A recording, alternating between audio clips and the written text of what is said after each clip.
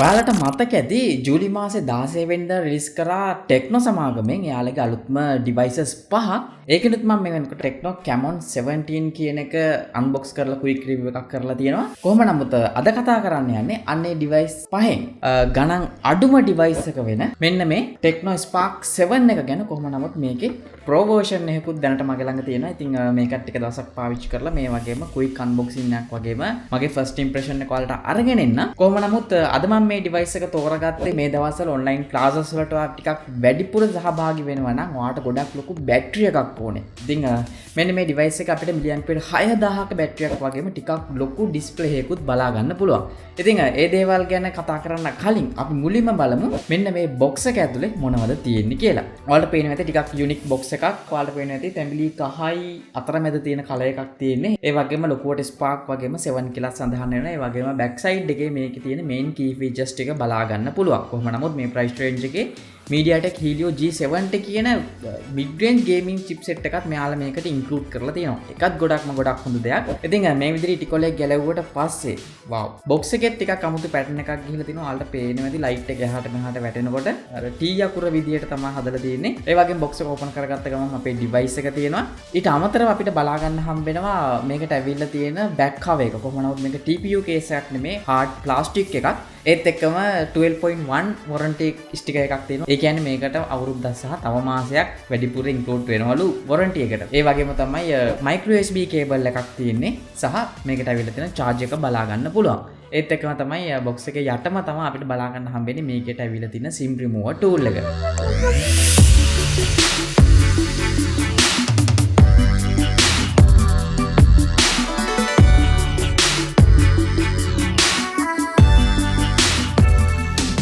ඉතින් මේ තියෙන්නේ ටෙක්නෝ ස්පාර්ක් 7 කියන ඩිවයිස් එක. කොහොම නමුත් ඔයාලට බැලු බැලමට ටිකක් අමුතුම ඩිසයින් එකක් තමයි මේකේ බලා ගන්න හම්බෙන්නේ. කොහොම නමුත් මේක ඔයාලට කලර්ස් තුනකින් ලංකාවේ මිලදී ගන්න පුළුවන්. මගේ අතේ තියෙන අද බ්ලූ කලර් එක. මේකේ බ්ලැක් සහ ග්‍රීන් එකකුත් බලා ගැනීමේ හැකියාවක් තියෙනවා.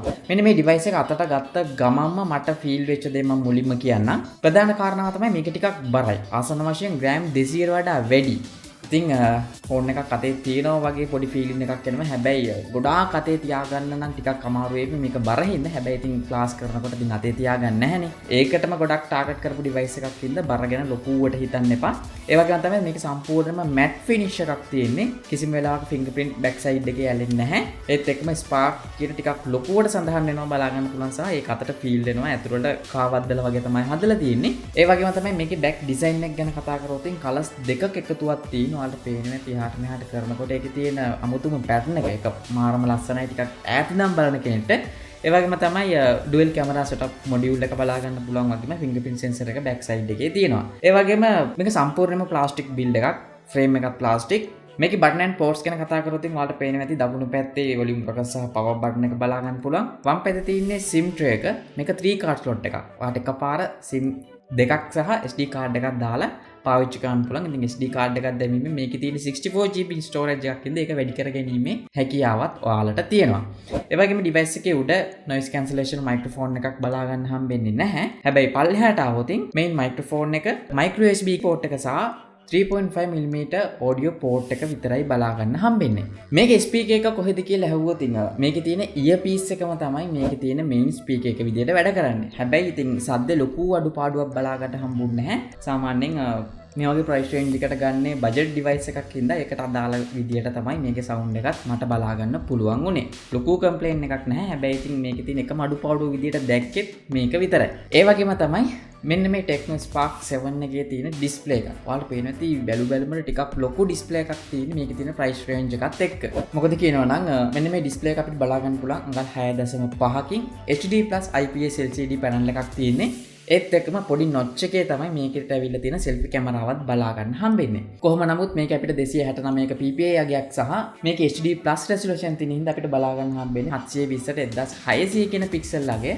කොහොම නමුත් ඔන්ලයින් ක්ලාස් කරන්න, සෝෂල් මීඩියා පාවිච්චි කරන්න, ගේම් එකක් ගහන්න, ෆිල්ම් එකක් බලන්න මේක වාට කිසිම බාධාවක් නැහැ. මොකද YouTube වීඩියෝ එකක් වුණත් මේක full HD ප්ලේ කරන්න පුළුවන්. ඒ වගේම තමයි ඔයාලට පේනවා ඇති මේකේ bezels ගත්තොත් උඩ සහ දෙපැත්ත එක සමාන තිබ්බා chin එකේ ටිකක් මහත bezels එකක් තියෙන්නේ. හැබැයි ඉතින් මේකේ price range එක අනුව අපිට මේකට complain කරන්න බෑ. මේ price range එකේ ආපු ගොඩක් devices වල අපිට ටිකක් ලොකු bezels එකක් chin එකේ බලා ගන්න පුළුවන්. ඒත් එකම තමයි මෙන්න මේ display එකේ brightness ගැන කතා කරොත් outdoor visibility එක ගොඩක් හොඳට තිබ්බා. ඇත්තටම මම බලාපොරොත්තු වෙන්නේ නැහැ මේ Spark 7 එකේ brightness ඒ වගේ time එකකත් මට හොඳට access කරන්න පුළුවන් වෙයි කියලා. මොකද brightness හොඳටම හොඳයි. indoor පාවිච්චි වලදී ඊටත් වඩා හොඳයි. කොහොම නමුත් අර flagship සහ රුපියල් 50000ට වඩා වැඩි device වල තියෙන brightness එකක් බලාපොරොත්තු වෙන්න එපා.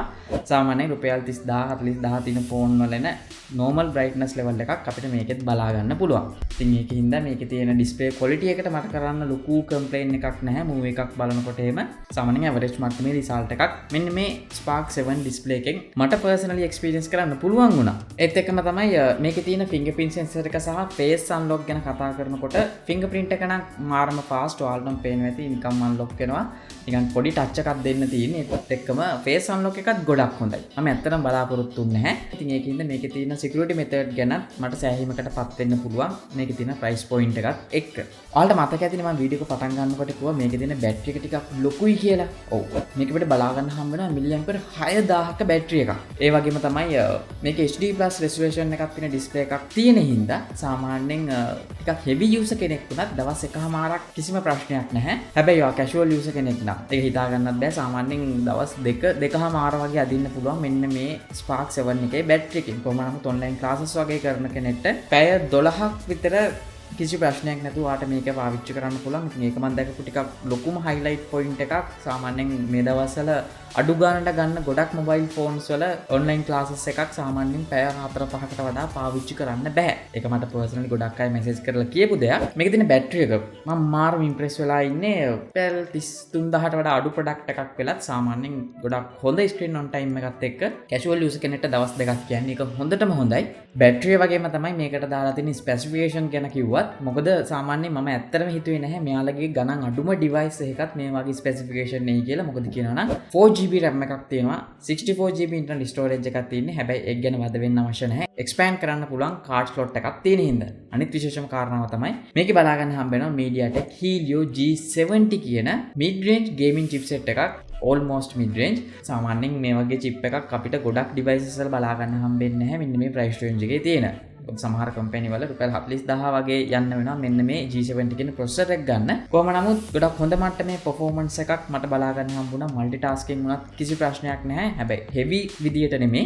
සාමාන්‍යයෙන් ඔයාලා පාවිච්චි කරන normal apps කිසිම ප්‍රශ්නයක් නැතුව run කරන්න පුළුවන්. ඒ වගේම UI එකෙත් මට කිසිම lag එකක් බලා ගන්න හම්බුන්නේ නැහැ. මොකද Android 11 තියෙනවා සහ මෙයාලගෙම HiOS 7.5 බලා ගන්න පුළුවන් වෙන හින්දා. ඒත් එක්කම overall performance ගැන ගත්තොත් මට සතුටු වෙන්න පුළුවන් මට්ටමක තමයි මේක තියෙන්නේ. විශේෂයෙන්ම PUBG game එකකුණත් ඔයාලට මේකේ HD graphics වල high frame යටතේ play කරන්න පුළුවන්. ඉතින් ඒකත් ගොඩක් හොඳ දෙයක් මේ වගේ entry level device එකක ආපු. මොකද මෙන්න මේ frame rate එකෙන් සෙල්ලම් කරනකොටත් මට කිසිම lag එකක් හෝ ගොඩක් ලොකුවට heat වීමක් මෙන්න මේ device එකේ බලා ගන්න හම්බුන්නේ නැහැ. ඉතින් අවසාන වශයෙන් මෙන්න මේ Spark 7 එකේ camera setup එක ගැන කතා කරොත් බැලු බැලමට cameras 3ක් වගේ තියෙන්නේ. හැබැයි දෙකයි තියෙන්නේ.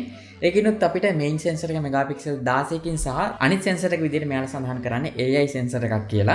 කොහොම නමුත් අපිට selfie කැමරාවත් megapixel 5කින් බලා ගන්න පුළුවන්. selfie කැමරාවේ තියෙන විශේෂම කාරණාව මේක අපිට dual LED flashlight එකකුත් බලා ගන්න හම්බ වෙනවා. ඉතින් ඒකත් ගොඩක් හොඳ දෙයක් online classes වලට ටිකක් වැඩිපුර වෙලාවක් සහභාගී වෙනවා නම් එළිය අඩු තැනක. කොහොම නමුත් back එකෙත් අපිට flashlight එකක් තියෙනවා. මේකේ තියෙන flashlight තුනම ඔයාලට එකපාර පාවිච්චි කරන්න පුළුවන්. ඉතින් ඔයාලට තියෙන notification drawer එකේ තියෙනවා flashlight icon එක. ඉතින් මේකට ටික වෙලාවක් press කරන් ඉන්නකොට ඔයාලට එනවා 360 flashlight කියලා. ඒක දුන්න ගමන් මෙන්න මේ flashlight තුනම එකට පාවිච්චි කරන්න පුළුවන්. ඒකත් ගොඩක් හොඳ දෙයක්. ගොඩක් devices වල අපිට මේ option එක බලා ගන්න හම්බෙන්නේ නැහැ. ඒ වගේම තමයි කැමරාවේ quality එක ගැන ගත්තොත් ඔයා ලොකු දෙයක් බලාපොරොත්තු වෙන්න එපා. සාමාන්‍යයෙන් ගොඩක් හොඳට එළිය තියෙන අවස්ථාවල අපිට පාවිච්චි කරන්න පුළුවන් මට්ටමේ ෆොටෝ එකක් capture කරන්න පුළුවන්. හැබැයි ඉතින් මේක ගොඩක්ම focus කරලා තියෙන කැමරාවට නෙමෙයි. මේකේ තියෙන performance වලට සහ බැටරියට වගේම display එකට. මොකද ටිකක් ලොකු display එකක් තියෙනවා. දවස් දෙකක් විතර පාවිච්චි කරන්න පුළුවන්. බැටරි එකත් එක්ක සාමාන්‍යයෙන් කැෂුවල් යූසර් කෙනෙක්ට හොඳටම ප්‍රමාණවත් performance එකක් මේකේ බලා ගන්න පුළුවන්. මේ සාම්පල් වලින් ඔයාලට පොඩි අයිඩියා එකක් ගන්න පුළුවන් ඇත්තටම මේකේ තියෙන කැමරාව මොන වගේද කියලා. ඉතින් අවසාන වශයෙන් ඔයාලා අහුවොතින් මෙන්න මේ Spark 7 එක කාටද සුදුසු කියලා අනිවාර්යයෙන්ම රෙකමන්ඩ් කරන්න පුළුවන් මේ දවස්වල ටිකක් වැඩිපුර ඔන්ලයින් ක්ලාසස් වලට සහභාගී වෙන අයට. ඒකට විශේෂම කාරණාව තමයි මේකේ ඇවිල්ලා තියෙන බැටරි එක. මොකද මිලියම්පියර් 6000ක් හම්බෙනවා. දවස් දෙකක් විතර එක දිගටම පාවිච්චි කරන්න පුළුවන් ඔන්ලයින් ක්ලාසස් වලට එක දිගටම ඉන්න කෙනෙක්ට ඒක මාරම වැදගත්. ඒ වගේම තමයි ක්ලාසස් වලට ෆෝන් එකක් ගන්න නම් ඩිස්ප්ලේ එකක් ටිකක් ලොකු වෙන්න ඕනේ. ඒකත් මේක අපිට බලා ගන්න පුළුවන් අඟල් 6.5ක ඩිස්ප්ලේ එකක් තියෙනවා. සර්ගේ මූණ එහෙම ටිකක් ලොකුවට බලා ගන්න පුළුවන්. ඒත් එක්කම තමයි performance ගත්තත් පොඩි ගේම්ස් කිහිපයක් සහ PUBG වගේ ගේම් එකක් වුණත් HD graphics වල play කරන්න පුළුවන්. ඉතින් ඒකත් ගොඩක් හොඳ දෙයක් වගේම මගේ හිතගත්ත ප්‍රධාන කාරණාව තමයි මේකේ තියෙන build එක. මේ price range එකේ තියෙන solid build එකක් කියලා කියන්න පුළුවන්. ඉතින් ඒකෙන්ද ওই දේවල් ගැන ගොඩක් වැඩිපුර සැලකිලිමත් වෙන කෙනෙක්ට කිසිම ප්‍රශ්නයක් නැහැ. හැබැයි ඔය කැමරාව ගැන ටිකක් වැඩිපුර බලනවා නම් මම මේක රෙකමන්ඩ් කරන්නේ නැහැ. ඔයාලට පුළුවන් මෙයාලගෙම Camon 17 එකට වගේ යන්න. එහෙම නැත්නම් 17 Pro එකත් ඔයාලට මිලදී ගැනීමේ හැකියාව තියෙනවා. ඒත් එක්කම තමයි මේකේ තියෙන ස්පීකර් ක්වොලිටි එකත් ඇවරේජ් මට්ටමේ තියෙන්නේ. ඔයා ගොඩාක් එන්ටර්ටේන්මන්ට් පැත්තට බර කෙනෙක්ට මේ ස්පීකර් එකත් මම හිතන්නේ නැහැ ඔයාට සුදුසු වෙයි කියලා. ඉතින් සම්පූර්ණම තීරණය තියෙන ඔයාගේ අතේ. මොකද ආසන්න වශයෙන් රුපියල් 33000ට වඩා අඩු ප්‍රොඩක්ට් එකක්. ඉතින් ඔයා මොකද හිතන්නේ මෙන්න මේ Tecno Spark 7 කියන ඩිවයිස් එක ගැන? මේක දැන් රිලීස් වෙලා මම හිතන්නේ ටික දවසක් වෙනවා. මේක දැනටමත් ඔයාලා පාවිච්චි කරනවා ඇති. මතක ඇතුව ඔයාලගේ එක්ස්පීරියන්ස් එකක් පල්ලෙහා කමෙන්ට් සෙක්ෂන් එකේ දාන්න. ඒ වගේම මේ වීඩියෝ එක බලන්න පළවෙනි පාරට නම් ඔයාලට පුළුවන් පල්ලෙහා තියෙන රතු පාට subscribe button එක press කරලා subscribe වෙන්න වගේම ඊට හැබැයි තියෙන bell icon එක press කරොත් තමයි මේ වගේ දාන හැම වීඩියෝ එකක්ම හැමෝටම කලින් ඔයාලට බලා ගන්න පුළුවන් වෙන්නේ.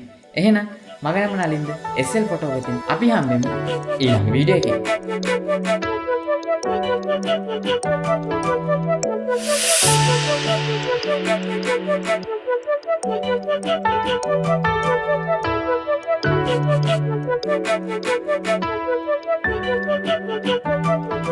Thank you.